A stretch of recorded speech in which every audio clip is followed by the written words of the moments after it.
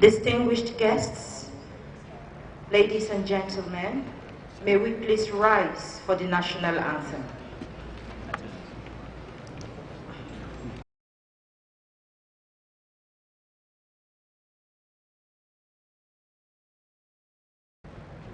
The national anthem, please.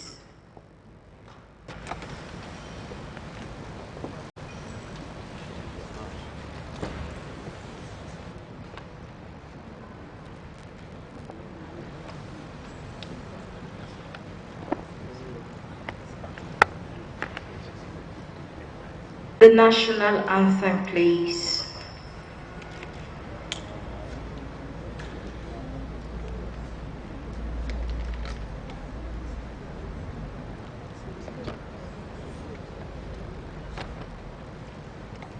Distinguished guests, ladies and gentlemen, I'm sure we're very proud of our country and we wouldn't mind singing or reciting the national anthem ourselves.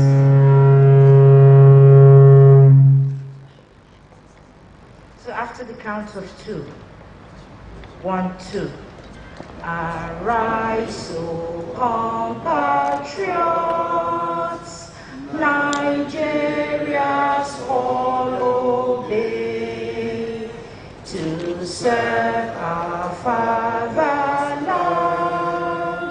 with love and strength and faith. The labor of our heroes past shall never be in vain. To serve with heart and mind, one nation bound in freedom, peace and unity. Thank you very much, ladies and gentlemen. Please may we sit.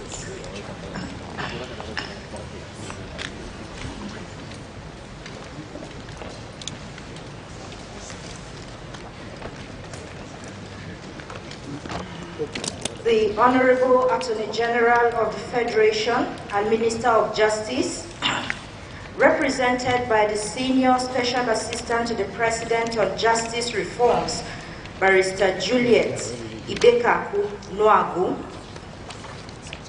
the Honorable Minister of Communications, Barrister Adebayo Shitu, represented here by the Director General of the National Information Technology Development Agency, NITDA, Dr. Isa Ali Ibrahim Pantami.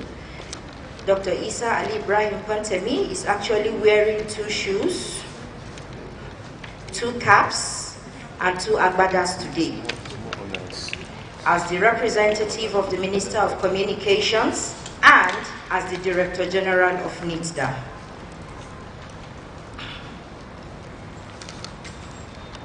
The Executive Vice Chairman of the Nigeria Communications Commission, Professor Umar Gambata, the British High Commissioner to Nigeria, Mr. Paul Upright, represented by Mr. Oliver Blake. Mr. Blake is the team leader of governance and social development at the British High Commission. The United States Ambassador to Nigeria, Mr. Stuart Symington. The representative of the Chief of Defense Staff, Commodore Y.B. Wambai. The National Security Advisor, represented by Dr. Sharif Lawal. Dr. Sharif Lawal is Acting Director of Communications.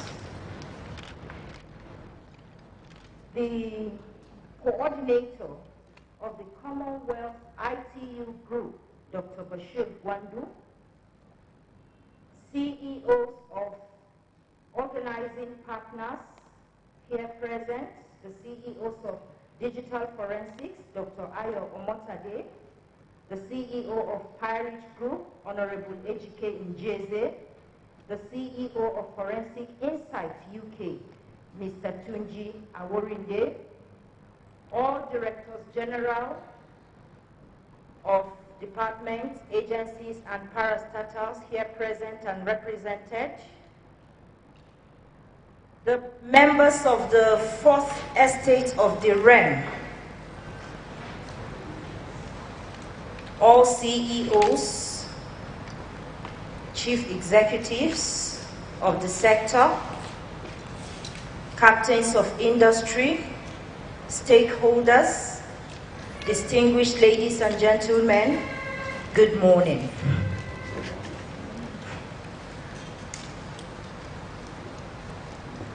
My name is Uwa Suleiman, and I am your mistress of ceremony for this occasion.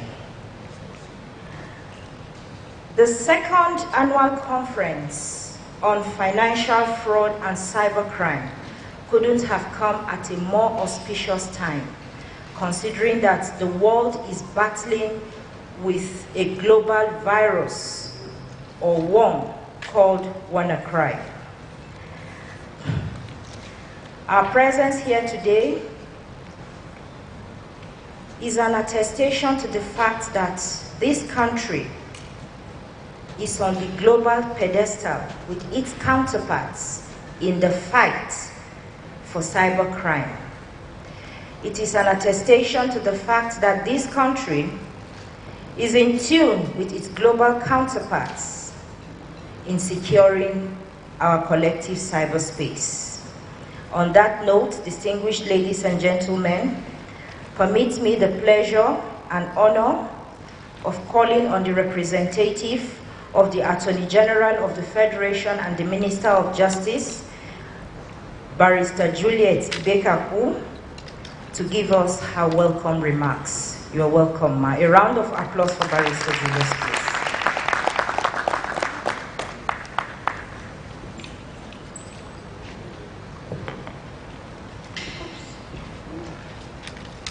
Your Excellencies, I would like to stand on the existing protocols. Ladies and gentlemen, on behalf of the Honorable Attorney General of the Federation and Minister of Justice, Abubakar Malami SAN, who is currently in Austria for a very important meeting, I would like to present the welcome remarks for this occasion. I am delighted to welcome you today to the second conference on cybercrime, financial fraud, and other cross-border crimes. You may recall that we convened the first conference in February 2016 with a view to fast-tracking the implementation of the Cybercrime Prohibition and Prevention Act 2015 and to address the policy objectives of this administration, one of which is to improve the security of persons in Nigeria. Nigeria, like most countries in the world, is confronted with the challenges of protecting government data, citizens' personal information, online financial information, and critical infrastructure, particularly in the face of the threat of WannaCry and other forms of malware. It is against this background that the Federal Ministry of Justice, in collaboration with relevant government agencies and organized private sector agencies, came together in 2016 to initiate this forum in order to understand the cybersecurity trends in Nigeria and globally and its impact on our national security. We're happy today that the Office of the National Security Advisor is represented by Dr. Sharif, and he'll speak to us more of what they are seeing in that trend. This conference is aimed to give participants the opportunity to determine the prevalence and patterns and analyze the causes and profile recommendations on tackling the security issues that confront the international community and Nigeria as well.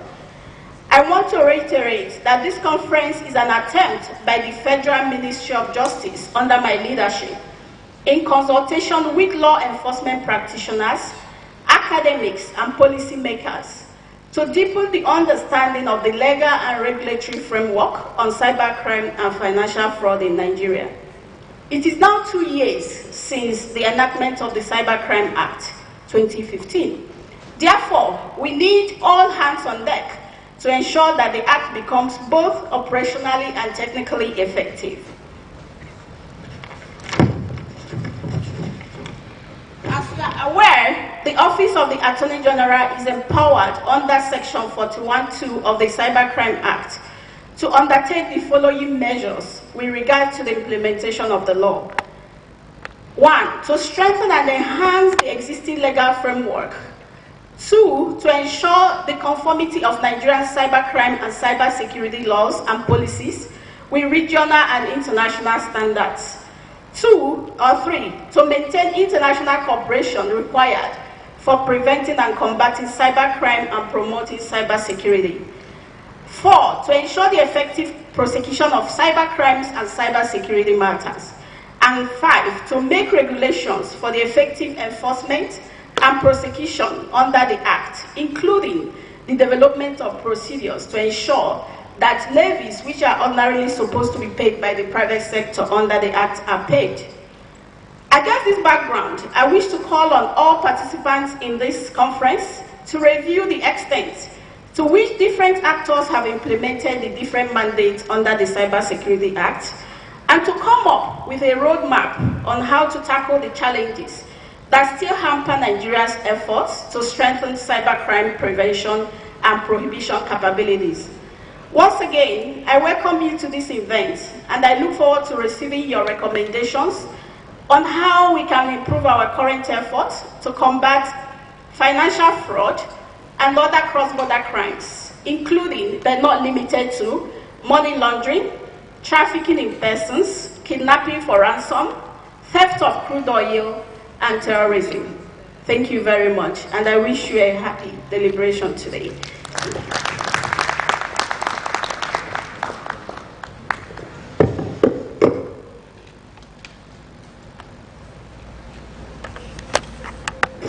Another round of applause for Justice Juliet Ibekaku, SA Justice Reforms to the President. Thank you very much for that motivating speech. Permit me to recognize the presence of service chiefs here in our midst. You are welcome, sirs. I do not know the military code for welcoming uniformed men, but with all due respect, you are welcome to this conference.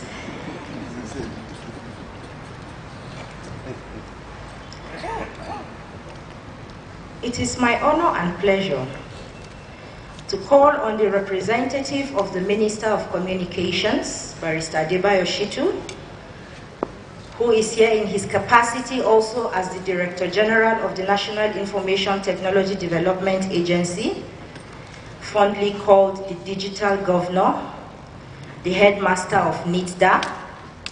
Ladies and gentlemen, join me in welcoming Dr. Isa Ali Ibrahim Pantami to give us his remarks and declare the conference open.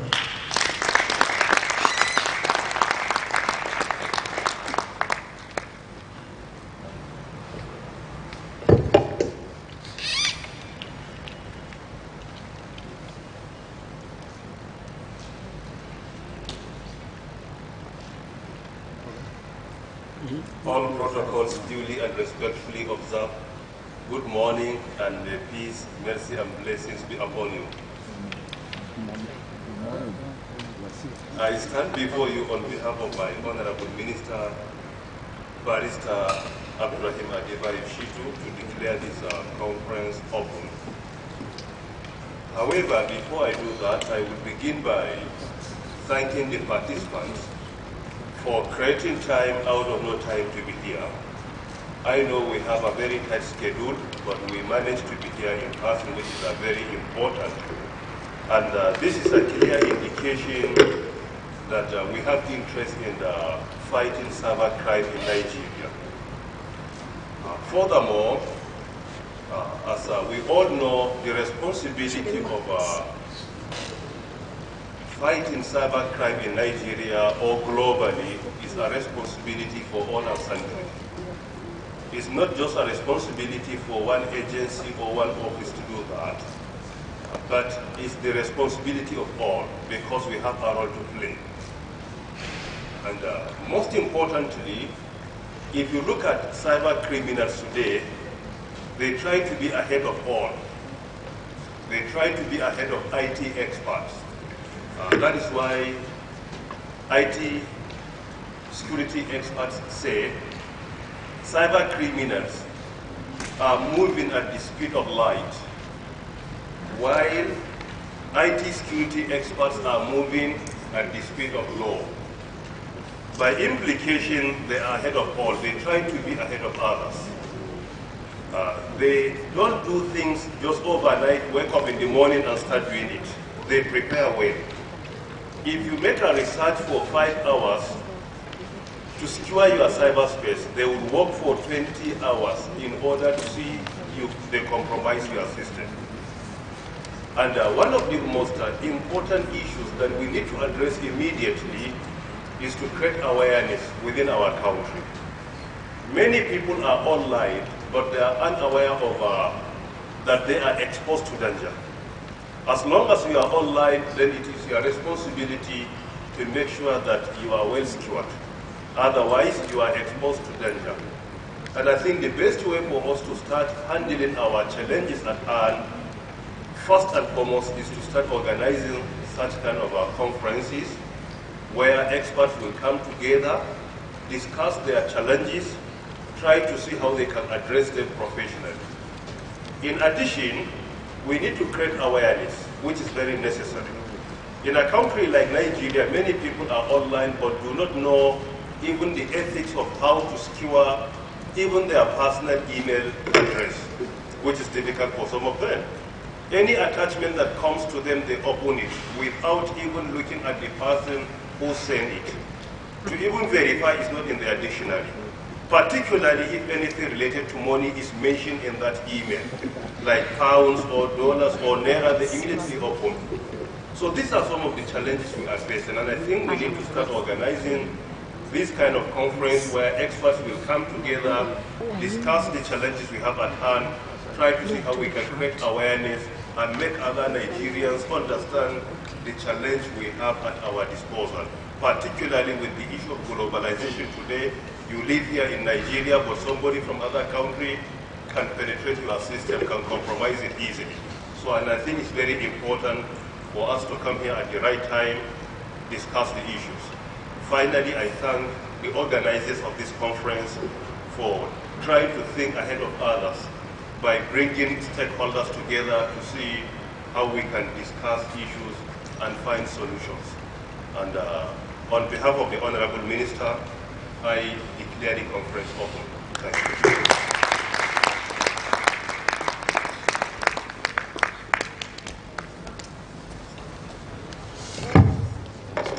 Thank you very much, Dr. Isa Ali Ibrahim Pantami, the Director General, National Information Technology Development Agency, NIDA. Another round of applause for him, please.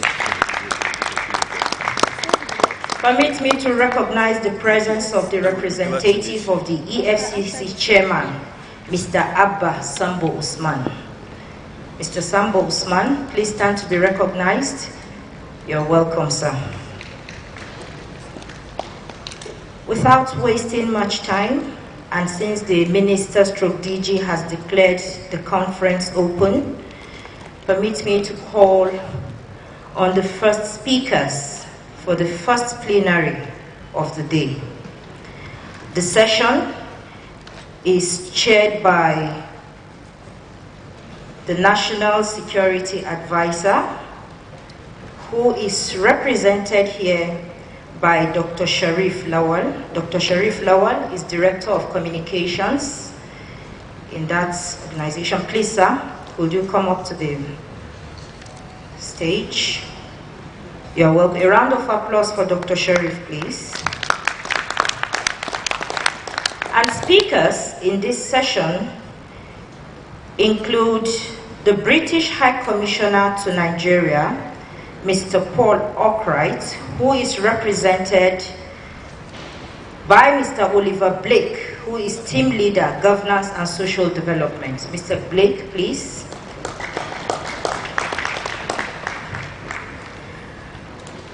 Also on this plenary to speak is the United States Ambassador to Nigeria, Mr. Stuart Symington. Mr. Symington, please, you're welcome.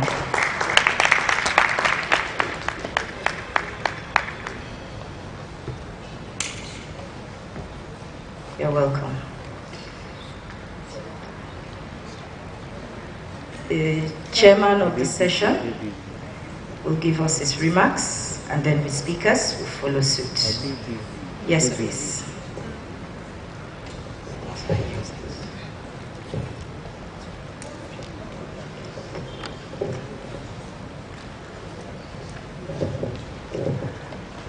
Distinguished ladies and gentlemen, please permit me to stand on the existing protocol, and good morning. I'll start by conveying the warm regards of the National Security Advisor, Major General Babana Gana Mongono, who was actually looking forward to attend this conference in person. However, other pressing national engagement did not permit him to be among us here today. He asked me to present this keynote address on his behalf. I am Engineer Dr. Sharif Lawal, the Director of Communication and the Manager of the Nigerian Computer Emergency Response Team at the Office of the National Security Advisor. The address. I'm highly honored and humbled to be part of this second annual conference on combating financial fraud and cybercrime, to discuss a subject of crucial importance to our national security and economic prosperity. That is, protecting Nigerians' economy and critical infrastructure from the threat of cybercrime, the progress made so far. It is my belief that every opportunity we have to discuss cybersecurity, cybercrime, and their relation to national security provide prospect to all stakeholders to get new perspective and to synergize towards effectively managing the threats and the opportunities. The emergence of the cyberspace as a global virtual domain has made today's world a digitally hyper-connected one, creating a digital economy that is dependent on interconnected infrastructures that has effect on almost every aspect of our lives. Increasingly, nations are depending on the cyberspace to provide essential services, inclusive governance, improve businesses, and to foster economic growth and development. However, this development comes with inherent risk. The cyberspace can be employed for criminal activities with negative impact on the nation's economy, national security, as well as our safety and security. This negative consequence has been demonstrated several times in the past, the most recent being the ransomware attack, popularly known as WannaCry. This has once again demonstrated the capacity of criminals to orchestrate cybercrimes on a global scale, a reality that we must rise up to as a nation.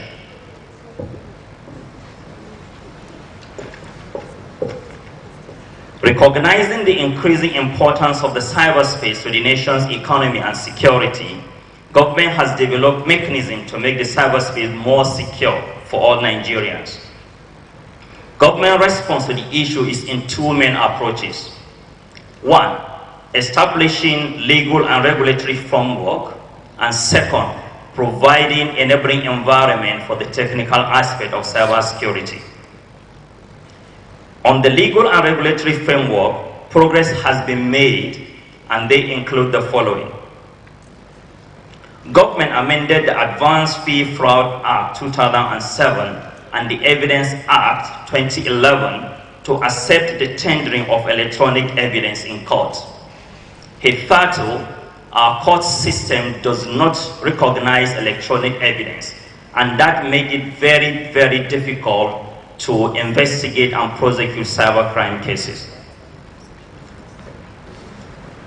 Number two, government has developed a comprehensive national cybersecurity policy and strategy in December 2014. The strategy was developed for Nigeria through a multi-stakeholder engagement involving government ministries, departments, and agencies, as well as our partners from the private sector, civil society group, and international level. The cybersecurity strategy aggregates government collective responses towards mitigating cyber risk exposure of the Nigerian cyberspace, as well as exploiting associated opportunities. More recently, in May 2015, government passed into law the Cybercrime Prohibition, Prevention, etc. Act of 2015. This is to provide an effective and unified legal, regulatory, and institutional framework for the prohibition, prevention, detection, prosecution, and punishment of cybercrime in Nigeria.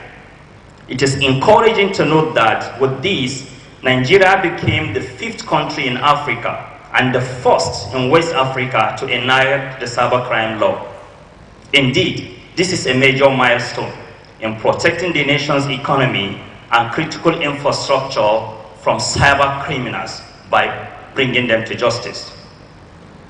On the technical aspect of cybersecurity, some progress is made specific to the Office of the National Security Advisor include the following. The establishment of the Nigerian Computer Emergency Response Team, which is responsible for coordinating responses to cybersecurity incidences relating to Nigeria. I'm delighted to inform you that to improve the capability of the Nigerian Computer Emergency Response Team, NGSAT for short, currently a project is in progress to make the cyberspace monitoring platform of the NGSAT truly intelligent by incorporating big data and artificial intelligence capability. It will also interest you to know that the Office of the National Security Advisor redesigned and is developing the improved version of this platform locally in line with our local content policy. You know as much as I do that bringing out the foreign contractors to develop cybersecurity solution is as good as exposing ourselves to them. And therefore, it is very important that we develop solution critical to the government operation as well as the private sectors locally. Perhaps this informed the recent presidential executive order on the local content policy. Also, the Office of the National Security Advisor developed the National Digital Forensic Laboratory, which is currently being utilized by security, intelligence, and other law enforcement agencies for the investigation of cybercrime cases. You may recall that in February 2016, at the inauguration of the first conference on combating financial fraud and cybercrime, I mentioned the need to expedite the inauguration of the Cybercrime Advisory Council. I am pleased to inform this respected audience that not only was this council inaugurated in April 2016, but it also sat 3 times last year. The Cybercrime Advisory Council is responsible for advising government on measures to prevent and combat computer-related offenses, cybercrimes, threats to national cyberspace, and other cybersecurity-related issues. Also, the Office of the National Security Advisor initiated the process for comprehensive identification and developing protection plan for our critical national information infrastructure for all sectors of the economy. This is with a view to conduct detailed risk assessment and recommend for presidential order to gazette these critical infrastructures as national assets. Relating to this, currently, the office is on the verge of deploying the critical national information infrastructure documentation portal, based on which MDAs will be invited to document those infrastructure so that we can develop appropriate mitigation and protection plan for them. Furthermore, the Office of the National Security Advisor, in collaboration with our international partners, has participated in a series of capacity building training on cybersecurity for legal practitioners and law enforcement agencies. It will also interest you to know that the Office of the National Security Advisor is about to complete the development of the action plan for the implementation of the National Cybersecurity Strategy. The action plan outlines the suggested roles and expected contribution of various government agencies and stakeholders to meeting the ultimate goal of making the cyberspace more secure for all Nigerians. In the coming weeks, the draft action plan will be circulated to all stakeholders with a view to obtain their inputs as well as commitment in implementing the aspect of the National Cybersecurity Strategy that is relevant to their statutory mandate.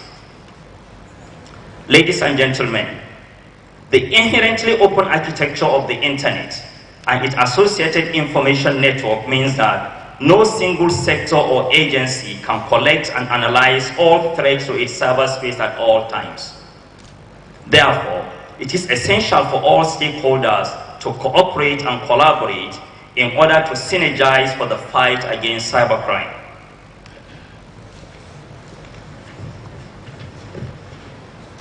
To make this synergy effective, the Office of the National Security Advisor recommends the following. Adopting a national collaborative approach to cybersecurity, with all stakeholders working together and sharing information about cyber threats. The hallmark of this collaboration is for each agency to diligently work towards implementing aspects of the National Cybersecurity Strategy relevant to its mandates. Also, the office recommends the need to raise awareness among the general public on cybersecurity and cybercrime, as well as its mitigating measures. I commend the National Information Technology Development Agency in this regard, and we hope that more government ministry, department, and agency will key into the need to raise awareness of the general public on cybersecurity, internet safety, and child online protection. The review and update of standard and guidelines for developing and hosting government websites with a view to address persistent threats to the online presence of government agencies on the internet is something that is long overdue. Finally, the Office of the National Security Advisor also recommends the National Cybersecurity Strategy that was set up a computer incident response team for each sector of the economy. Therefore, the office recommends each critical sector of the Nigerian economy to move ahead with the setup of the computer security incident response team so that they have a very good view of the cyber threats that are key to their sector. Cascading this cyber threat up to the national level will help us to have the necessary situational awareness that is important to fighting cybercrime and financial fraud. Ladies and gentlemen, in conclusion, please permit me to reiterate the commitment of the Office of the National Security Advisor in cooperating with all stakeholders in fighting cybercrime in Nigeria. This issue is very important to national security, as it is central to making the Nigerian cyberspace and indeed the global cyberspace a safe and secure place to operate. It's on this note that I really commend the effort of the organizers of this conference, because this serves as a forum where we can discuss with each other and raise the necessary awareness that is key to ensuring that our presence on the internet is safe and secure. Thank you and God bless.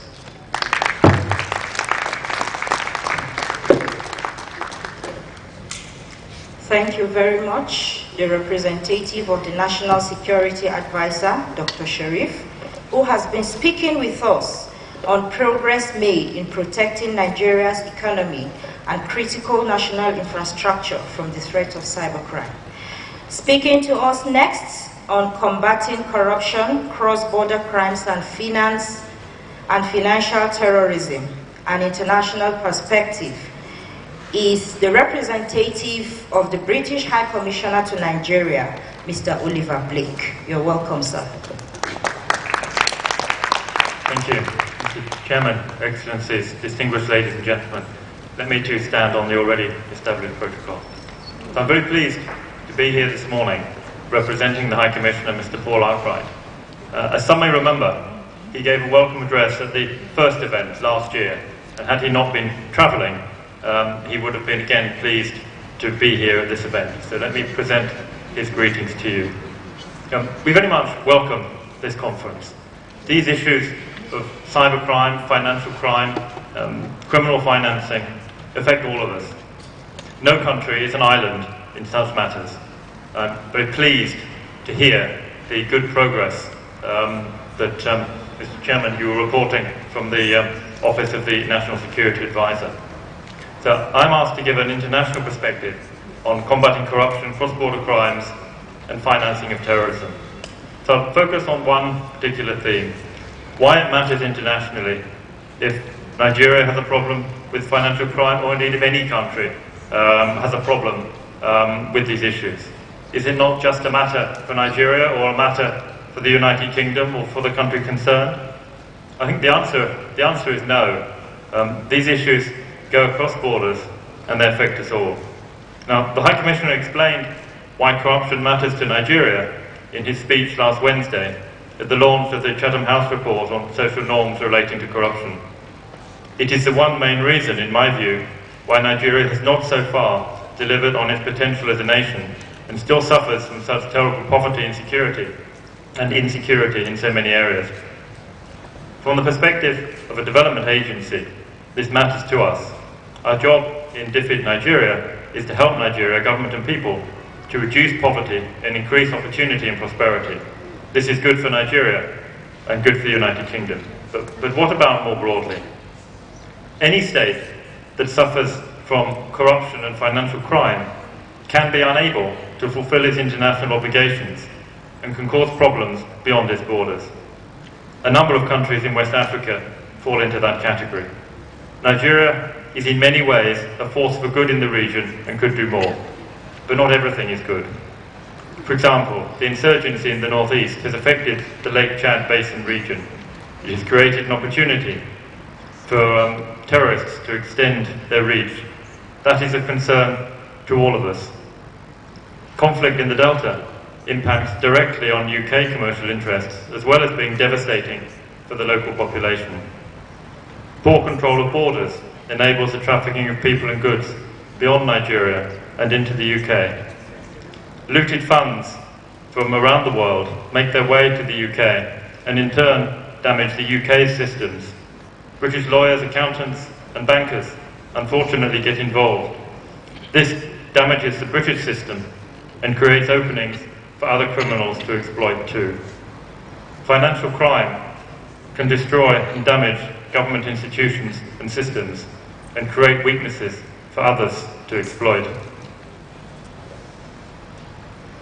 At the Anti-Corruption Summit held in London in May last year, some important commitments were made to tackling these issues, and many of which are now being implemented. So what would we like Nigeria to do to go further in tackling this problem? There's lots to be done, but let me highlight just two areas where Nigeria is making progress. The President of the Senate highlighted last week some important pieces of legislation which the National Assembly is working on.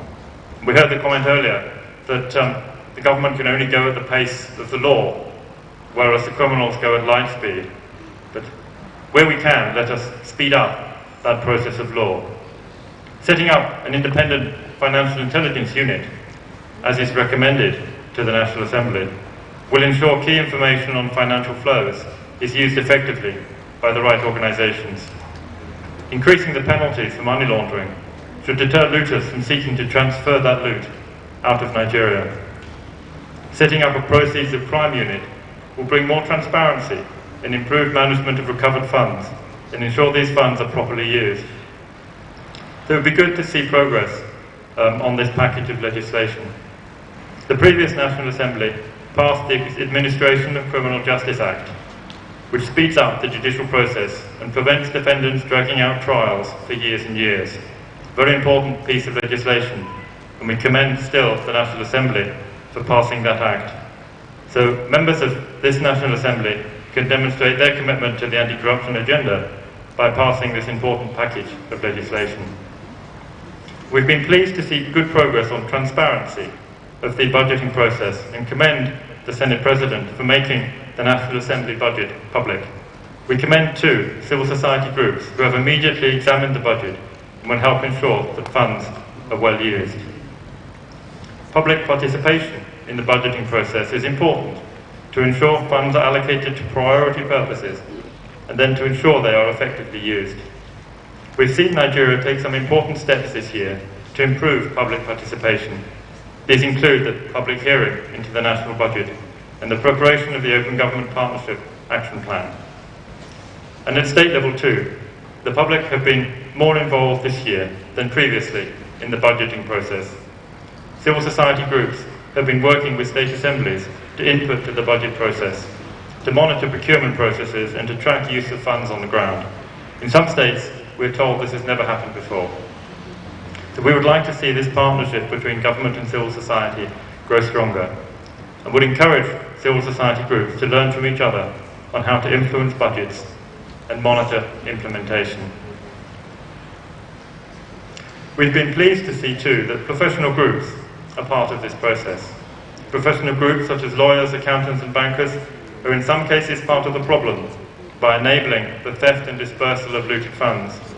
But they can also be part of the solution by working with citizens groups to bring more transparency. So instead of hiding money, they could bring light to bear on where the money is and what it is used for. Fighting these issues of cybercrime, financial crime, of course, they said, goes beyond Nigeria and indeed beyond the UK. Even after we have played our part, transnational organised crimes require coordinated transnational responses. As organised criminal networks span the globe, efforts to combat them must likewise cross borders, so as to ensure that organised criminal networks do not simply divert their activities to countries or regions where weak cooperation means weak criminal justice responses.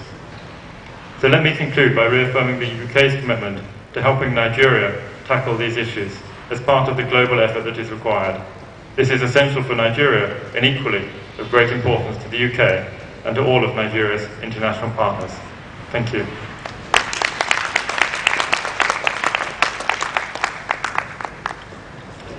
Thank you, Mr. Oliver Blake. I am sure Mr. Blake's speech has set some of us thinking and rethinking. Ladies and gentlemen, before I call on the next speaker, permit me to recognize the presence of the Executive Secretary, Pension Transition Arrangements Directorate, Barrister Sharon Kiazo. Barrister Sharon, please stand to be recognized. You are welcome, ma'am.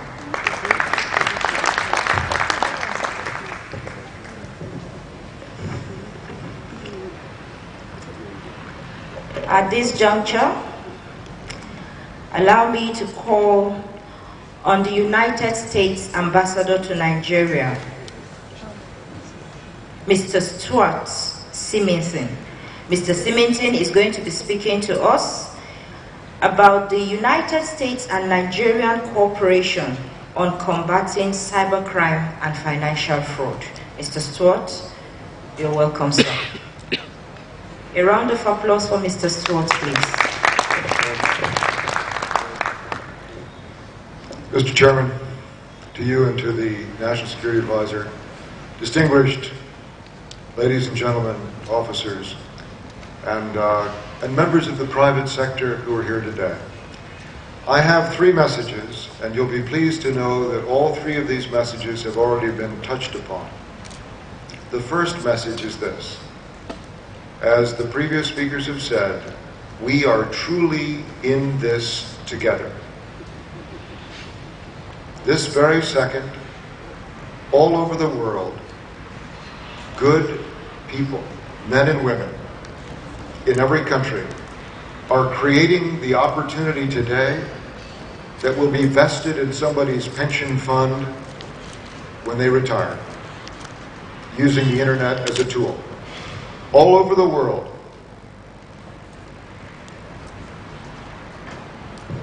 The internet is like this glass, and into this fragile vessel, the hopes, the dreams, and the efforts of the world's people are poured. This is not the plastic of old. This is something that lights the way forward. But as I just did a second ago, one moment of inattention, one person anywhere in the world who is not careful can turn this vessel for the future into a broken instrument that can even be used as a weapon to undo. This can happen anywhere in the world at any moment if we are not able, with the help of the press that's here and with the help of all of you, to change this kind of an accident into this kind of a future. A future that can be held up and can inspire. We know this. But let's talk about the speed of light and the speed of law. The fact is, as every person in this room knows, no nation in the world, and not all nations, is kept secure by our military alone, although we owe them all an extraordinary debt. No nation in the world is kept secure by our police alone, although we owe them an extraordinary debt, or by our national security structure. There is not a country in the world that is kept secure day and night, year after year, by anything other than the people of that country. Every one of them. They are to national security what every user of a computer is to computer security. They are the critical link. And while it's true, as one speaker said, that bad guys will stay up 20 hours trying to fix a solution that good guys spent 5 hours to develop, there are always more good people in the world than there are bad people in the world. There are more good people in the private sector. There are more good people who have retired and still have families and pensions that they influence. There are more good people in every local government of this country and in every town and county of my country. So the challenge here is that.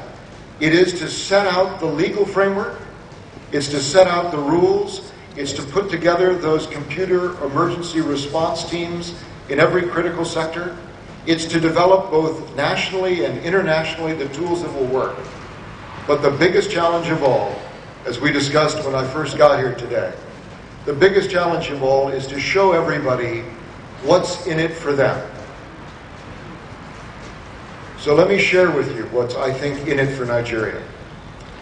Nigeria is not just the most populous nation in Africa.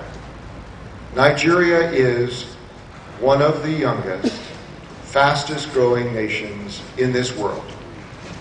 Nigeria is also a nation with exceptional capacity to do good with computers and the internet, software and content. Lots of people talk about the population of Nigeria. I'd love for you all to stand back and take into heart this notion. A little while ago, I'm told, that a man named Zuckerberg came to Lagos to meet with some young Nigerian programmers. After that visit, in which he helped develop a commercial relationship, drawing on the extraordinary talents of Nigerians. I was in Lagos talking to some people about the capacity of Nigerians. And he told me this story. He said a bunch of young Nigerian software programmers went to Silicon Valley in the United States. And while they were there, they were presented with a problem that some engineers there had not fixed. And a couple of them got together and fixed it. And when they came back to Nigeria, somebody said, "How was your trip?" And they said, "It was great." And they said, "Well, what did you learn?" And they said, "We are as good as they are."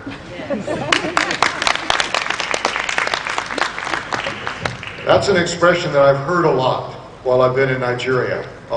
Nigeria is very much like the United States.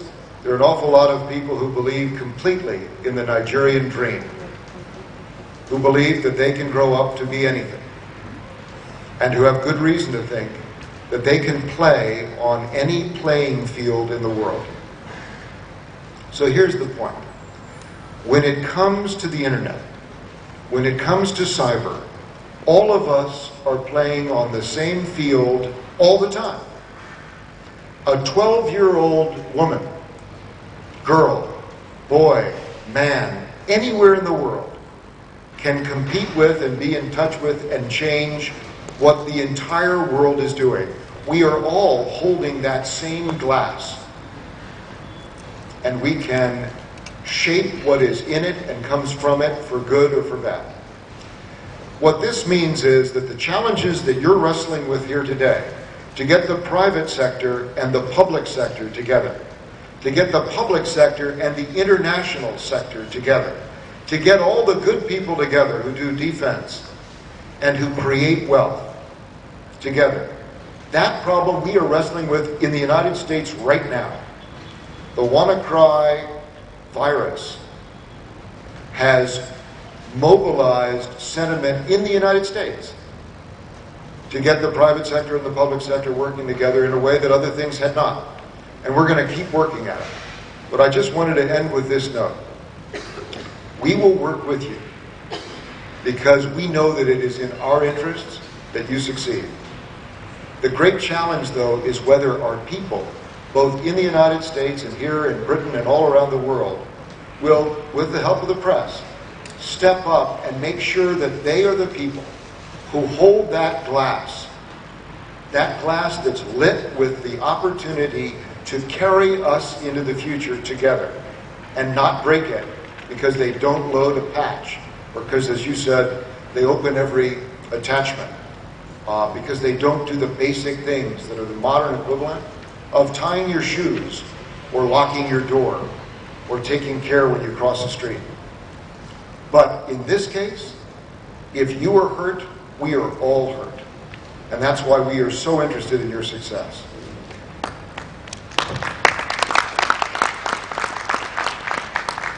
And we always will.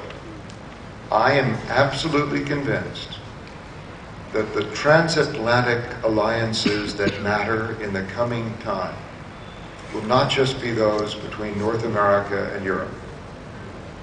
And they won't just be between Africa and the Mediterranean and Europe. But I'm absolutely convinced that this tie between North America and Africa, between the United States and Nigeria, will profoundly affect the future of the world. And in this world, the very fabric, the size, the hope will be changed by what we do together on the internet. And this conference and the public awareness that comes from it, and the previous one and the next one, may well determine the success of Nigeria and with it of all of us, as well as our partnership.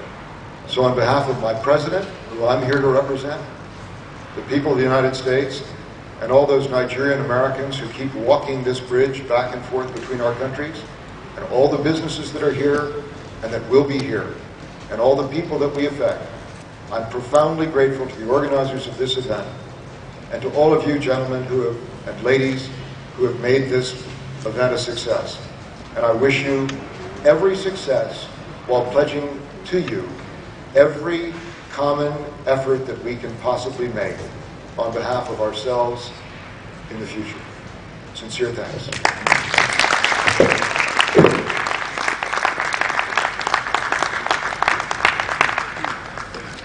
Thank you very much, Mr. Stewart, for that graphic illustration, even though you had to break a Nigerian glass to make a point. But no, we forgive you. Gentlemen, thank you so much. Distinguished guests, please can we put our hands together for them as they move back to their seats. Thank you so much.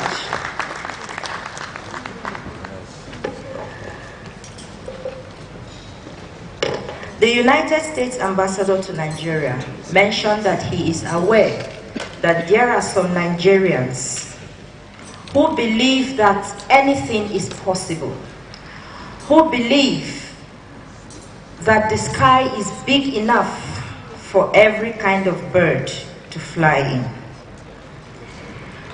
Ladies and gentlemen, one of such people is the Director General of the National Information Technology Development Agency, Dr. Isa Ali Ibrahim Pantebo. And he will be speaking to us soon. On that note, permit me to inform you that there has been a slight change in the program because the DG of NIDA has another engagement, a presidential engagement actually, but he has ensured that he comes here because the issues discussed here are very, very, very, very, very dear to him. On that note, permit me to invite the chairman of the second plenary, which has been moved to the third, which has been moved to the second, Dr. Bashir Gwandu. Dr. Gwandu is coordinator, Commonwealth ITU Group, and he's chairing this session. You're welcome, sir. The keynote speaker is none other than the Director General of NIDA, Dr. Isa Ali Ibrahim Pantami. Dr. Isa Ali Ibrahim Pantami is going to be speaking on the role of NIDA in developing technological capacity to deal with the threats of cybercrime and financial fraud. DG NIDA, sir.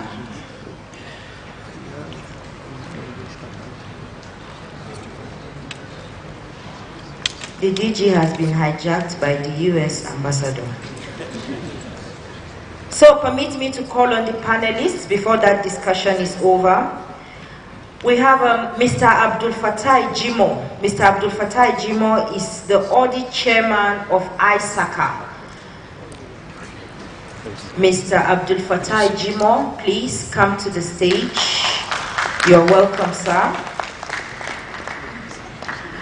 And we have the representative of the Nigeria Computer Society, Mr. Rogba Adeoye. Please, can you come up to the stage?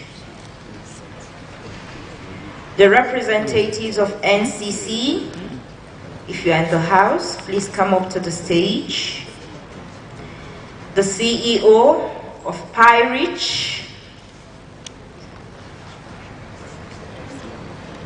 Honorable Ejike Njeze. Okay, he'll be back shortly. He just wants to see the US ambassador off. And the representative of the Central Bank of Nigeria. Can you please come up to the stage? Dr. Isa Ali Ibrahim Pantami, you are to speak on the role of NIDA in developing technological capacity to deal with the threats of cybercrime and financial fraud. Ladies and gentlemen, I invite you to open your ears and listen to the DG of NIDA.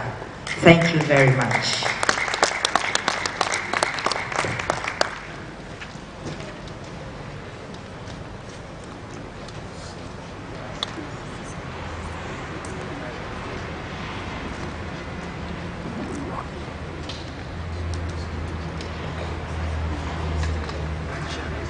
Okay, the chairman will give us a few remarks and then the keynote speaker will take center stage. Thank you, sir.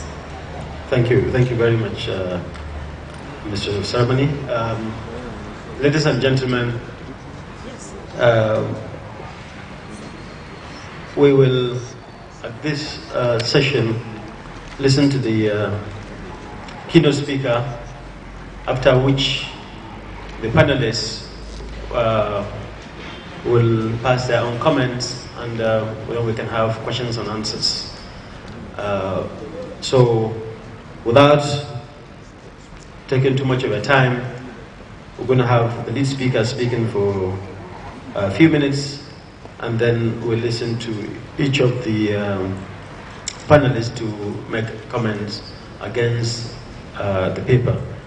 So let me take this opportunity to welcome all the panelists on this session, and in particular to welcome Dr. Isa Ali Pantami to give the lead, or rather the keynote speech of this session. Thank you, Mr. Pantami.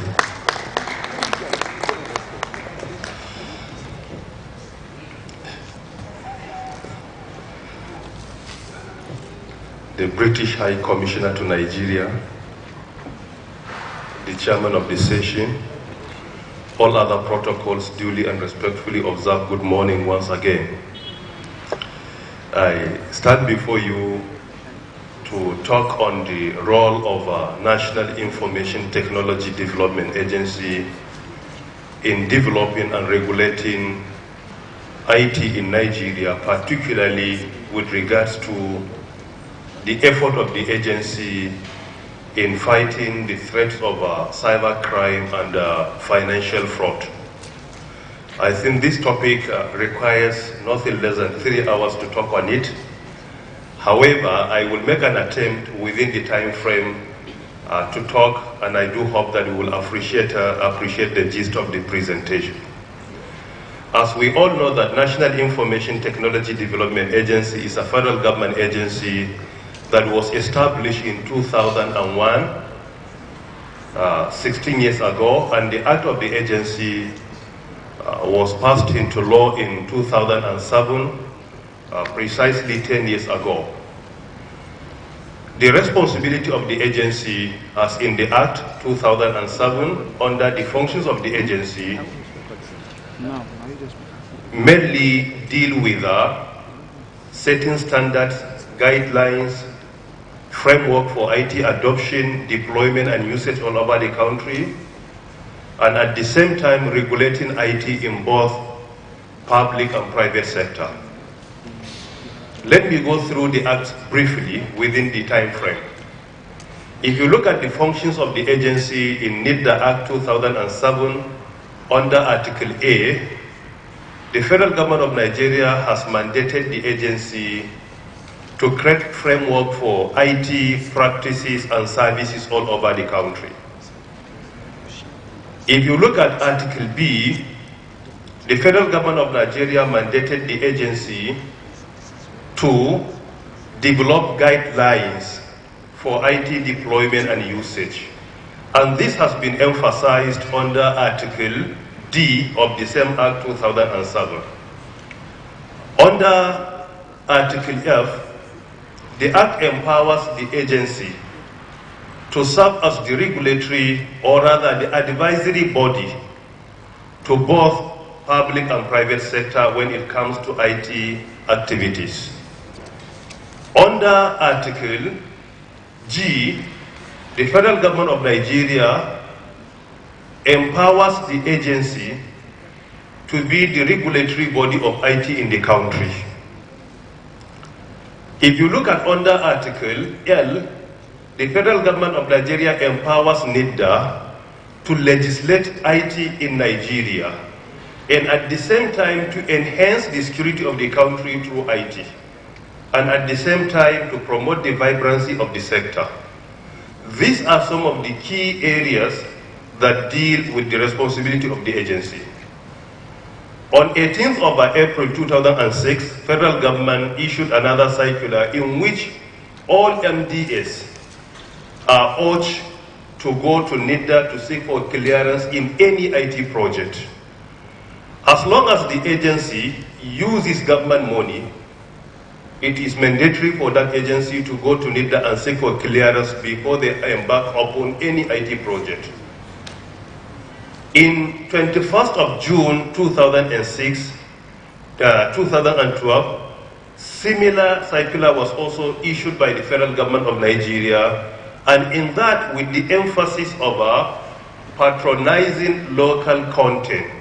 And I think this is an issue which was discussed as well superficially by my colleague from the Office of National Security Advisor, in which all MDAs are urged to patronize local content development, local content infrastructure and services. And by extension, all MDAs are urged to go to NIDA to seek for clearance. In the same Act of 2007 of the agency, clearly states that any MDA that uses government money or that breaches the act of the agency can be sanctioned. And that could be in monetary form, or at least the chief executive can be imprisoned for 1 or 3 years, as the case may be. This tells us that the responsibility of the agency is a huge one. Looking at this briefly, we will clearly see that the federal government of Nigeria empowers NIDA to regulate and also develop IT in Nigeria. We are to regulate and also to develop IT in Nigeria. Looking at the topic given to me, we need to define some keywords. For example, like cybercrime.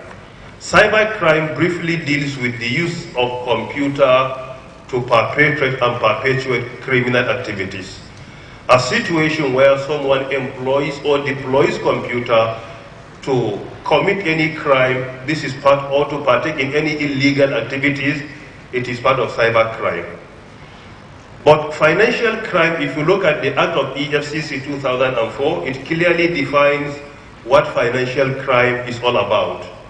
It means a way someone follows to illegally collect money, illegally by going against the law.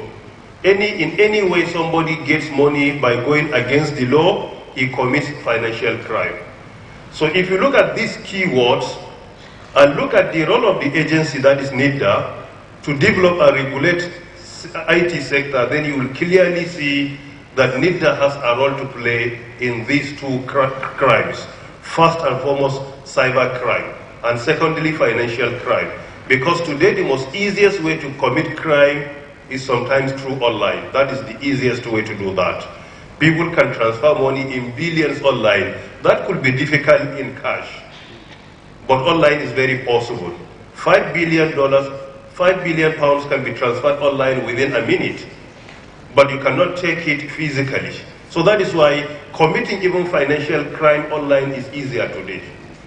So the role of NIDA when it comes to fighting these two evils of cybercrime and financial crime, I will say first and foremost, the agency begins by infrastructure.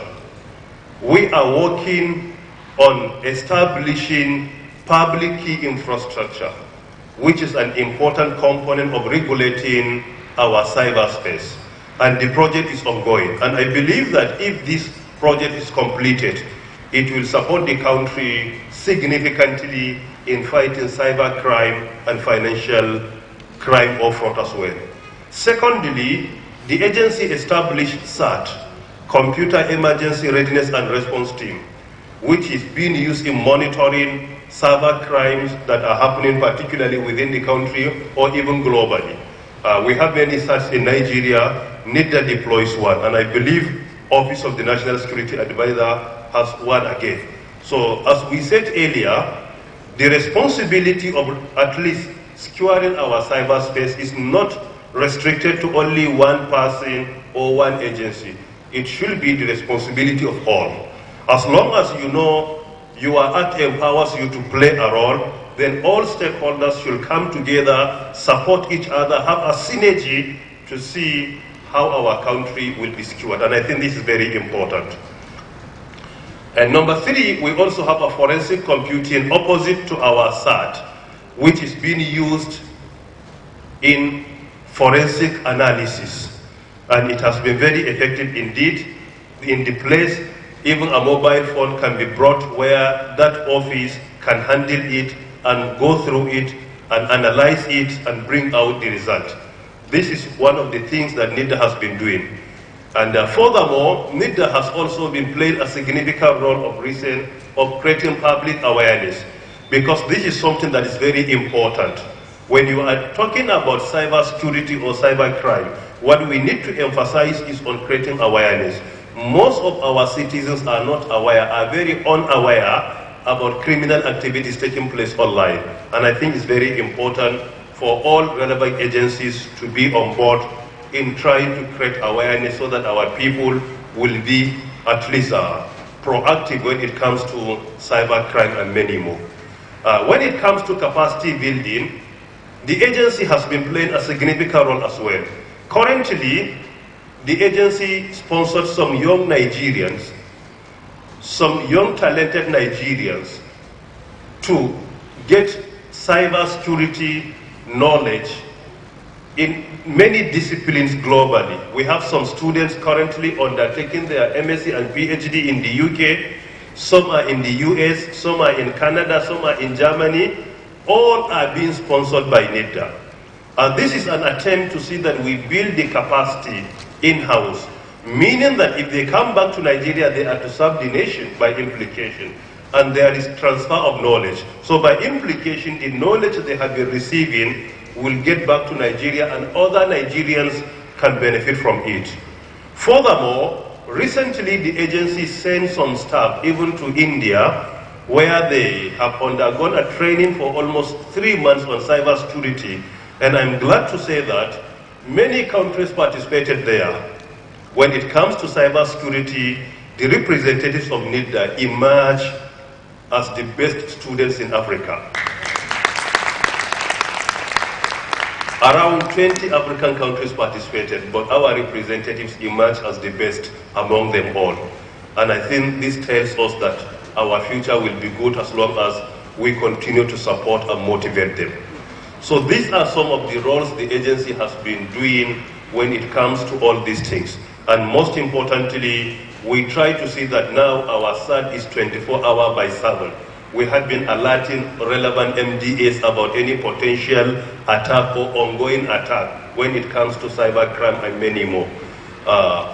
Recent, I believe we all know what happened of WannaCry. Our country has been largely safe, but there are some minor attacks even in Nigeria. However, I believe most of the newspapers did not quote that statement correctly. We say the country was largely safe, largely. It doesn't mean that there was no any attack, but it could be a minor one. At least 4 agencies were affected as of yesterday. However, the situation is under control.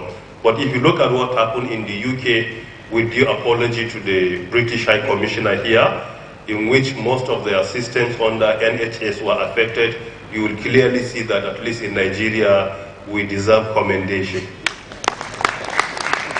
And if you look at again what happened in the US, with due apology to the ambassador here, I believe Nigeria deserves commendation.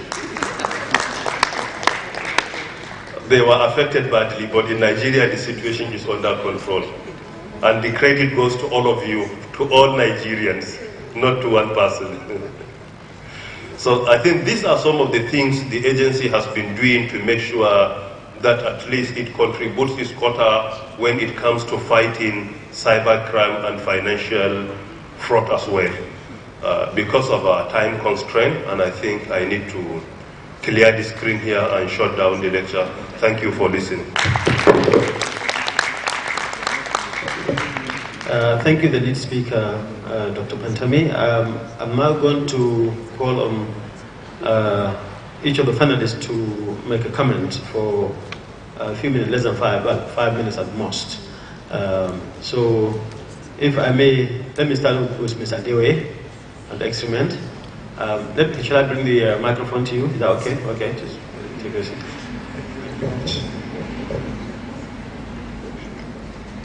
Thank you, Mr. Speaker. All protocol duly observed. Robert Adeoye is my name. I'm from Nigeria Computer Society, and it is a big thing to be here today. And listening to what we've heard since morning and what the DG told us, I look at a critical side, and that is the awareness. If we have to pick the awareness, then those of us that are directly in the business, we know that awareness itself is not in isolation. We need statistics. I remember about 8 years ago, in Lagos, we run a radio program. And that radio program, then people are taking e-services not so serious, but a lot of fraud was going on. And Mr. Fatopon Sibia will bear my witness. Where exactly do we get the number of incidents? How do we know the quantum of attack? Thank God recently we are now having statistics from Central Bank. But then it's more than that. Either someone stole your money and you rush to the bank is not willing to assist you, or when the bank assists you, this disclosure affects their image so much that at times there is need for some concealment. And that is not too good. It means we need independent body to gather data. There comes in CPC. If we have Consumer Protection Agency Commission there, did they open any channel for reporting this? And if they don't open any channel, then I'm back to Dr. Pantani. All of us have to help them. We have to look, that is a critical area for us to gather independent data. If you cannot quickly know where to run to in NIDA, if you don't know what to disclose, then you can tell your friend, and you can go to CPC. Please, this is my problem. And if we have that data for us to work with, then our awareness will go a long way. As a group, we only advocate. And in the advocacy, the only way we can do that is to reach out. Either you go on air, either you go on TV, but I will give a plus to the DG NIDA. Just last week, he was on air, and he said, "What do we will establish a cybercrime department." Please clap for him. Because on NTA platform, and he said we've established that. Because looking at the mandate, when he was reading out the mandate to us, you notice one by one, the security emphasis was not actually on the new trend. And because of generic nature of IT, every day we are engaged with new things. Every day we are engaged with new things. So we have to prepare for the big threat. From UK ambassador, from US ambassador, from everybody that matter. The real problem is we are under e-threat, and no boundary. Does not know your room. Thank you. Thank you very much, Mr. Adeoye. Now I go to the next speaker who will, and then, well, because of time constraints, I'm advised that we're supposed to have 3 minutes for each of the panelists. So Jimo will speak next for 3 minutes. Thank you.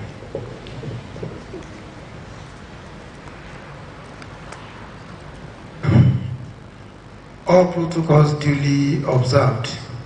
My name is Jima Abdul Fattah Adeshina. I represent Information System Audit and Control Association, ISACA. I'm the audit chair. I believe the last speaker set my mind And in conjunction with what the DG NIDA have said, I just want to mention, I just want to lay emphasis on two issues. Just like what ISACA is also doing, is to ensure that we collaborate with all necessary agencies to ensure that we disseminate information about cyber criminal, financial fraud, cyber attack, and the effect of it to the nation. There is economy in cybercrime. That is why the cyber criminals are always on the run, and they are always on it. So there is huge economy in it. Just like something I read recently, that Nigerians lose about $450 million yearly to cyber criminal.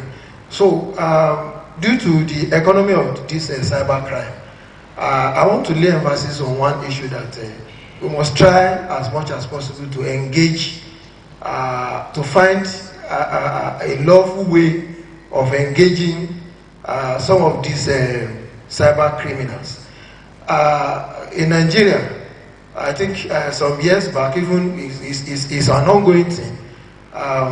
There's something called Cyber Olympics, and we have many Nigerians that are representing, young Nigerians that are representing us in the world space.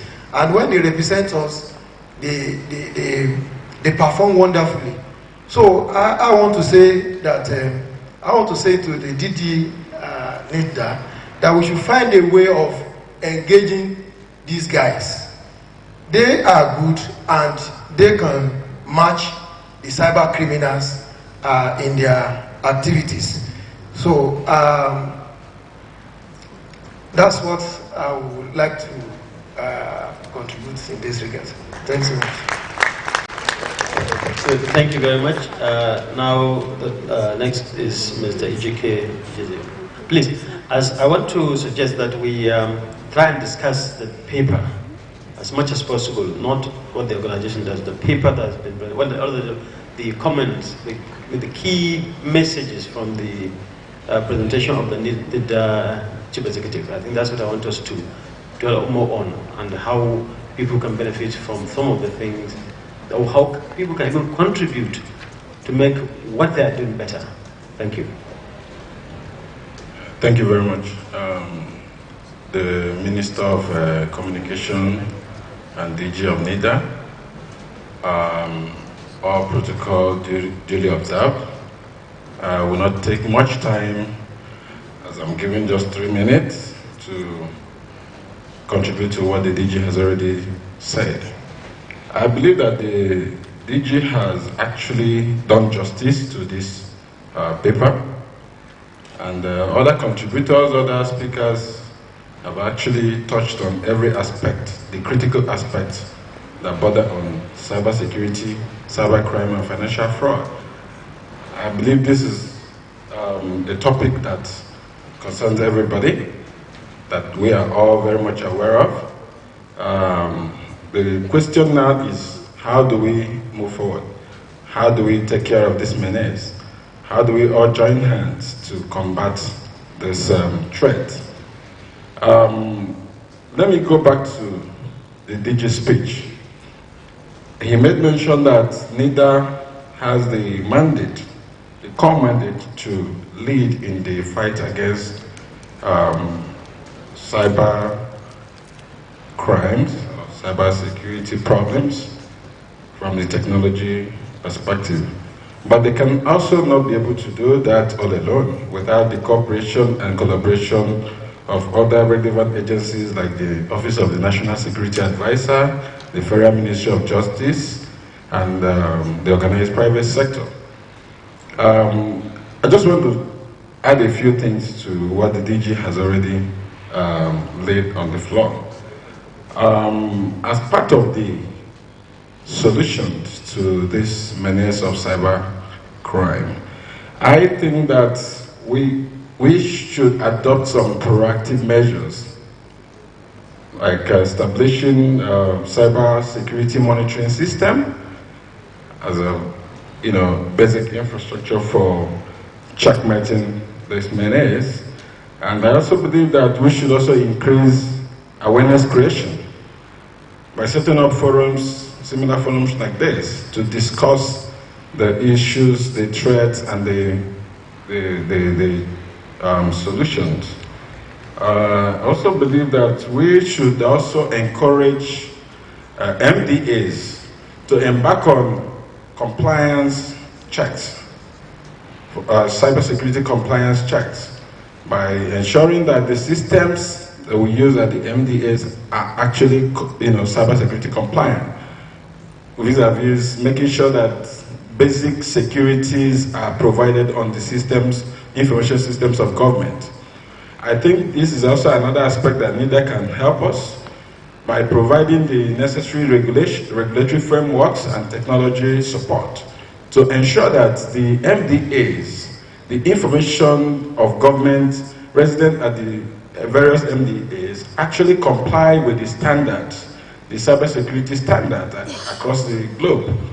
And that's why I say that NIDA should actually take the lead role in galvanizing efforts to make sure that the necessary technological solutions and infrastructure is provided. Thank you very much. Thank you very much. On that note, let me quickly pick on a couple of points that have been raised by the CEO of NIDA. In particular, the issue of why we are so lucky not having affected significantly by the virus, the well-known ransomware virus. One of the questions that might come to mind is that why are we in that situation? Is it that we are so good in what we do, we are so conscious of what we are supposed to be doing, that we are in that position, or is it because we are not as well connected as those other countries? What are the things we are supposed to do to ensure that even if we are attacked, then we can actually take steps to fix the problem? What are, the other speakers also mentioned, there's no island in this. Everybody must work together. And if we are to work together, what are the things that different sectors of the economy got to do? What are the, how about the response facility that we have, that's the NGSAT at the National Security Advisor? Is it adequate for all industry? Different facets of the economy using it? Are the telecom companies using it? Are the bankers reporting to it? Who is reporting to? What is the situation today? These are some of the questions that should come to mind. And what are the basic steps that companies or government institutions in particular that are, if you like, more intense users of ICTs, what are they supposed to do? What are the checks that NIDA is supposed to be doing as an advisory agency to be able to advise properly for those agencies to put relevant mechanisms to protect their systems? What are the critical infrastructures that we need to protect? How do we protect them? What is the message that should come out from NIDA to be able to say this is what the citizens have got to do? When you are affected by this is what you've got to do, and so on. These are some of the discussions that I expect also to hear. So now, on that note, we're going to have space for only 3 questions, I'm told. 3 questions. I want to segment this room into 3. 1 question from this segment, 1 from this segment, 1 from that segment, if I may. So, can I see a show of hands even before maybe I can even, rearrange that. Show of hands of those who want to ask questions or, in this respect, or who want to comment. We have one here, Dr. Sharif. Another one, can we see a show of hands from this side? None? 1 from this side. So, 2 questions, and now they have given you a right to this segment. So, 2 from this and 1 from that. So let me start by taking Dr. Sharif, his question and comment, because I'm sure he's got a lot to say. He has a lot to give in this discussion. So, Dr. Sharif, please. The chairman for the plenary session, ladies and gentlemen, good morning. Actually, like he envisaged, mine is more of contribution. I like the phrase he used when he said, why are we so lucky that Nigeria is not affected much by the WannaCry ransomware? I think that's the right phrase to use. We're actually lucky, perhaps because we are not as connected as the countries that were affected, or perhaps because we are not actually targeted. Well, I can't give the exact reason, but I think we should just consider ourselves lucky and then use this as an opportunity for a wake-up call. What are those things that we must do in order to ensure that in the event of subsequent attack, we are protected? For this, it is important to go back to the memory lane. For us to understand that the hackers that activated the WannaCry ransomware actually exploited just 2 tools from the range of tools that were leaked from the US National Security Agency. Yes, if they exploited just 2 tools, meaning there are other tools, that is the reason why a lot of IT security experts believe that this is just the starting point. And we at the Nigerian Computer Emergency Response Team, we have identified those tools that were leaked, and just like we have developed advisory for all our stakeholders for the WannaCry ransomware, we also want to go ahead and proactively develop advisory for our stakeholders to know what to do so that they can protect themselves from being exploited in the event of these hackers going back to the drawing board and exploiting those tools that were released. Then second, in terms of protecting critical national information infrastructure, the key aspect here is that it is impossible for one single agency to sit down and articulate or marshal a plan that will protect all infrastructure. No single agency will know even the infrastructure. Now, because of this, we identify the need to bring everybody on board.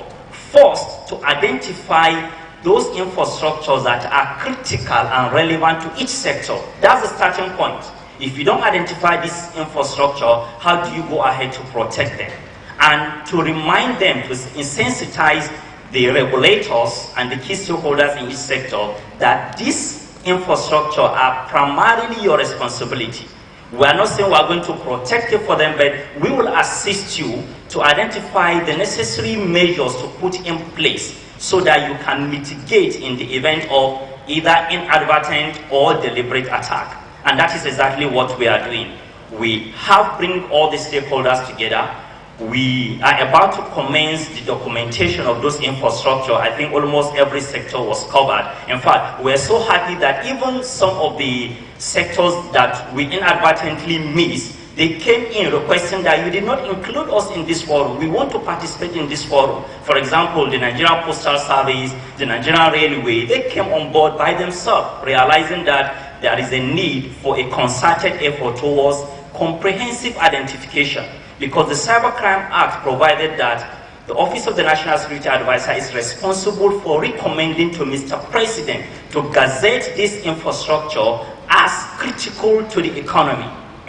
Now, you cannot just wake up and recommend. That's why we bring everyone together, identify the infrastructure. And like I said earlier, we are championing this idea of local content. And that is why perhaps it took us a little bit longer to even deploy the portal for the documentation of this infrastructure. We determined that we are going to do it ourselves. We don't want to give it to any foreign contractor to do it for us. Like I said, in cybersecurity, give it to a foreign contractor, then be rest assured that whatever you are protecting is also being exposed to that particular contractor, supposing or in the event of him taking advantage of you. I mentioned in my speech, I would like to elaborate the fact that the cyber monitoring platform at the Office of the National Security Advisor, specifically the Nigerian Computer Emergency Response Team, 3 years ago we obtained it from a foreign country, I'm not going to mention the name, at about $3.5 in addition to the annual license we pay. We identified last year that this cyber monitoring platform is not actually doing what we want to do, because IT is evolving. It is not stagnant. So you cannot have one size fits all solution. And we identify that in order to tweak and improve this platform, we are limited because the contractors encrypt it. You have to contact them every now and then. You want to improve the cyber monitoring platform. And we challenge ourselves. We identified some very good guys from all over the NDAs, about 4 or 5 of them. I'll tell you the good news, that 6 months after, we have completed phase 1 of this cyberspace monitoring platform, and it is doing much better than what we inherited from the foreign contractors.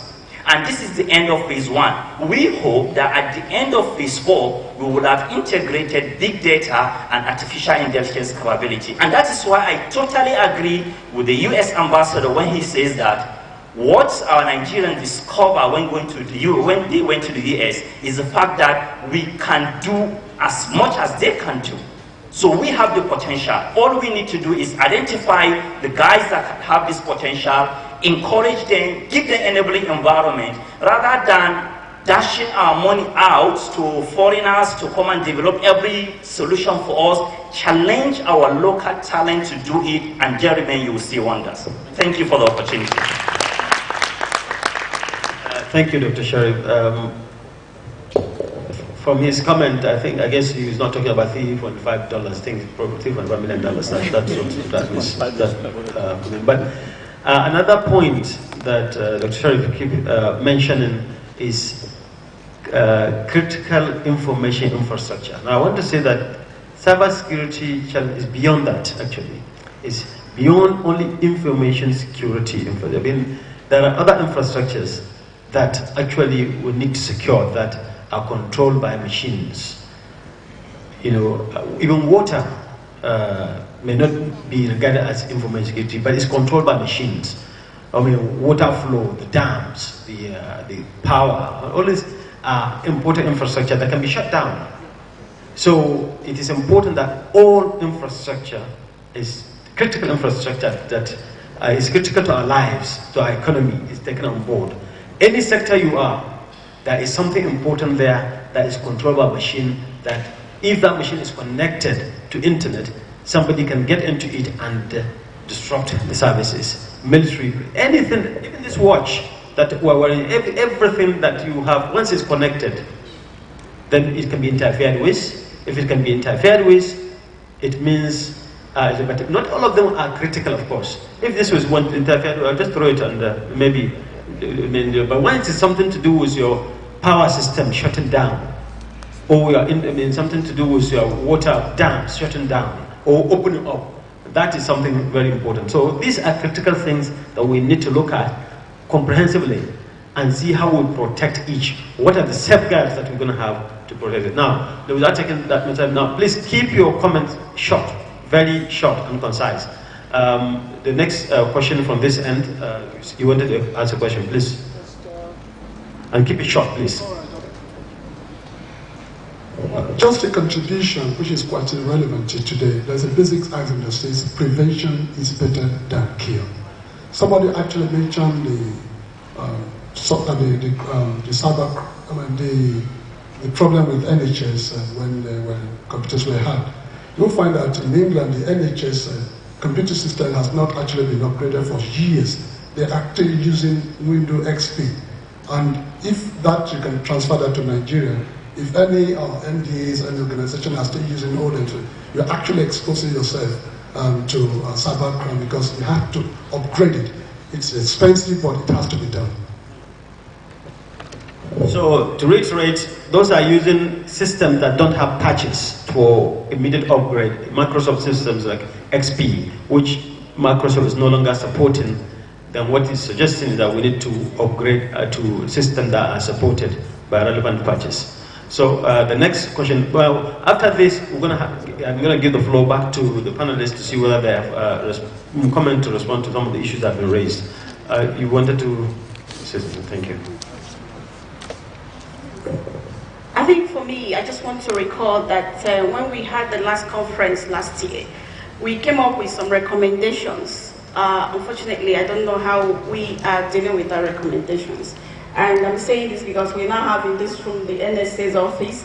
You are hosting the advisory committee. It's very important that when these conferences and recommendations come, that there has to be a forum where maybe we begin to look at what have we done since last year and what do we need to do on improving those recommendations from last year.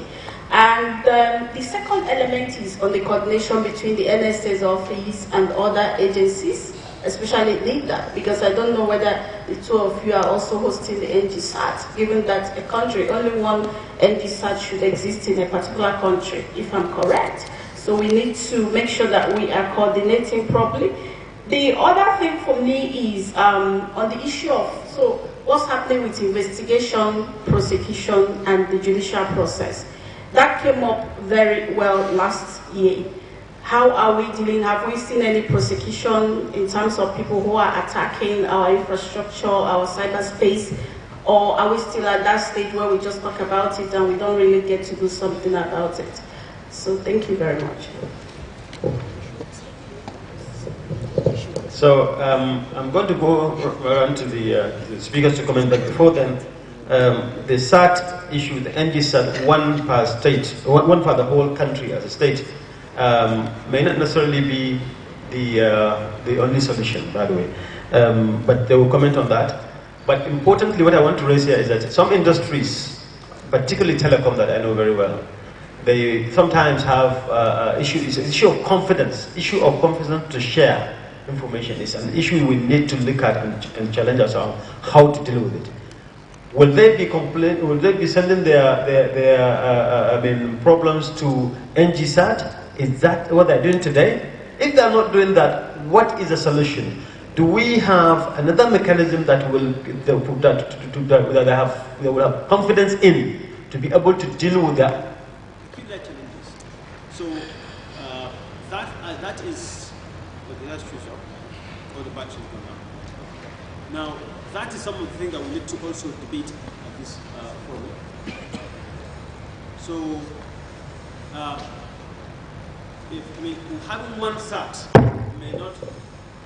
SAT may not necessarily be the solution for all concerned. If it's not, what are the other solutions? This is a kind of forum that needs to talk about it. And with that, I would now go to the speakers, starting from the lead speaker, to get their comments on various issues that have been raised. Thank you. Dr. Fantani, please.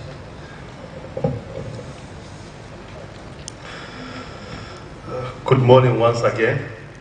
I need to comment on the issues and questions raised, even superficially.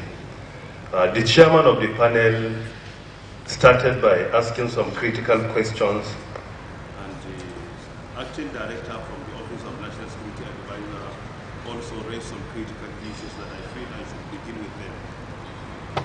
Most importantly, about the first question, whether Nigeria was targeted or not targeted significantly, then I can say Nigeria was targeted significantly by even the WannaCry ransomware. It was targeted, no question about this.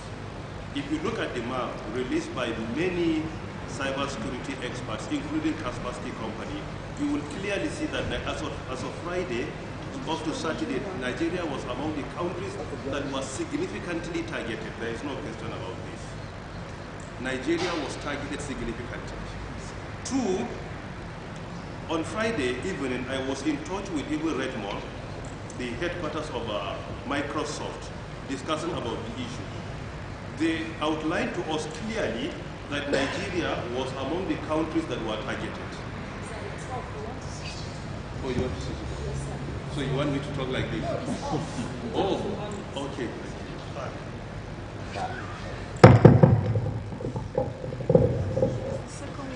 So I was in touch with the headquarters of Microsoft in Redmond on Friday evening and Saturday morning. And they confirmed to me that Nigeria was among the countries that were targeted specifically by WannaCry ransomware. Because of this, no question about this. Secondly, what actually protected the country? There could be many reasons, but some of them, I could say, the issue of proactive measure. When we discovered this before issuing a press statement, we reached to most of the MDAs that we realized were under danger secretly. not all security issues will be discussed in public. So most of what we send to them could be different from the press statement that the agency released. We alerted most of them to the extent that some MDs slept in their offices over the weekend, trying to update their systems. For example, like those using Microsoft Windows XP, as observed by a colleague here, Windows 2003, Windows 8, all these three were targeted. So some of them slept in their offices trying to update their own operating systems, to the extent that Microsoft sent to us directly even the patches, the latest patches, and we emailed to all of them, requesting them to go there immediately. So this is what actually happened. This email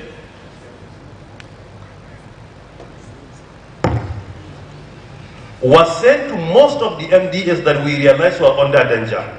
And what will surprise you, among the agencies we sent to them, some ignored, did not do anything.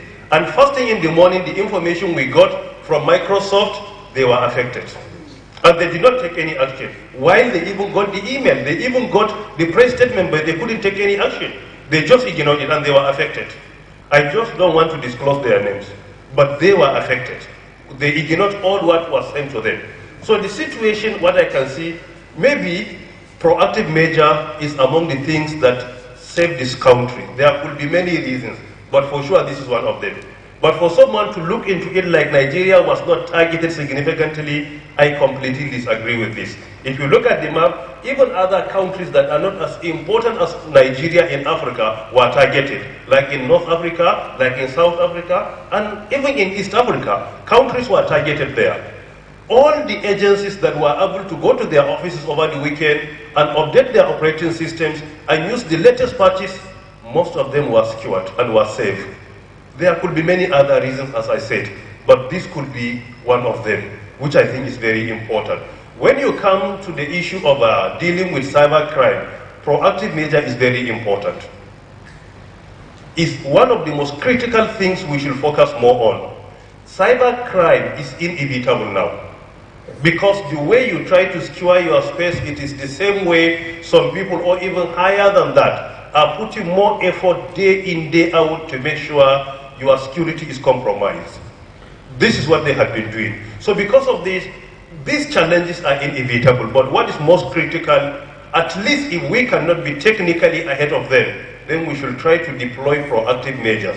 Whenever something happens globally, let us try to see that we significantly reduce the damage in our country. And this can only be achieved by trying to be more and more proactive. All the agencies that were affected knew this, that need to send an email to them, press statement advising them, and we even provided a telephone line for them, an email, and all those that responded, we immediately send relevant latest patches to them, and they deployed, they downloaded them, and they updated their systems, which I think is very critical, and I intended not to say this in public. However, the comments compel me to say. Secondly, about the issue of what a colleague here observed as well, which I think is very critical, that is, we should try to see that we update our operating system. Is one of the best ways. Those that were targeted mostly are within Windows XP, Windows 2003, and Windows 8. So this is one of the things I think we should emphasize more. Whenever there is a challenge, because initially Microsoft did not release any patch for Windows XP since March 2014, unless recently after this attack. But before, there was no any patch that was released to update the security of that operating system. So I think it's something that is very critical, and we should avoid using pirated copies, because in Nigeria we usually patronize them. You can even see an agency using pirated copy of even operating system, and by implication we are compromising the security of our country, which I think is very critical. We should avoid opening any unsolicited email, unless if we know the actual sender. Sometimes it requires only 1 minute. At least if you are contemplating about who sent that email to you, just pick your call and contact him.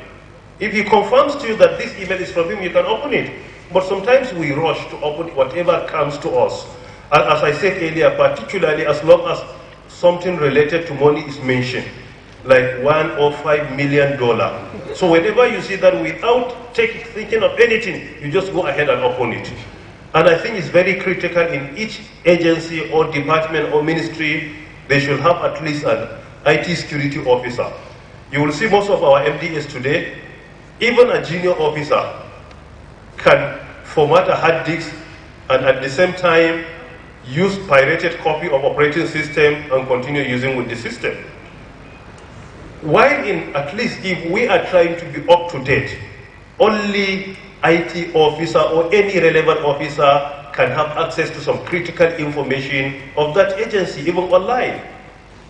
If you see any updated system, you cannot just go and do whatever you wish. You can't alter anything.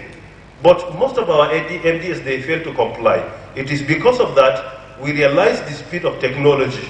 In NIDA, we are working day in, day out to make sure all our standards and guidelines are updated. And I believe that by now we have achieved 80% of that, to try to make them world-class standards, so that we can have a minimum standards and guidelines for all MDAs to comply. We are working on that. The standards and guidelines I inherited were outdated. But what I have been doing now is to try to make them up to date. And I believe within this year we will finish with that work and we will make them public, and all MDAs will be asked to comply accordingly. Thank you very much. Thank you very much, Dr. Fantami, for that explanation. Now, as Alice said, we're going to give the panelists, but due to time constraint, I think I will give to one of the panelists, one for if you like, snapshot comment before I close the session. Thank you. Mr. Ejike will be the person. Thank you. Thank you, Mr. Chairman. I just have 2 points I want to add to what the DG have already said. The first is that I want to commend the Office of the NSA for the concerted effort they have made so far in trying to develop local capacity to confront the cyber crime issues. But then again, I know that, just like the DG have earlier said, that NIDA is saddled with the core responsibility to develop local capacity in areas of information technology. And cybercrime is in no doubt a technology-based menace. And to that extent, I think that there should be a seamless collaboration between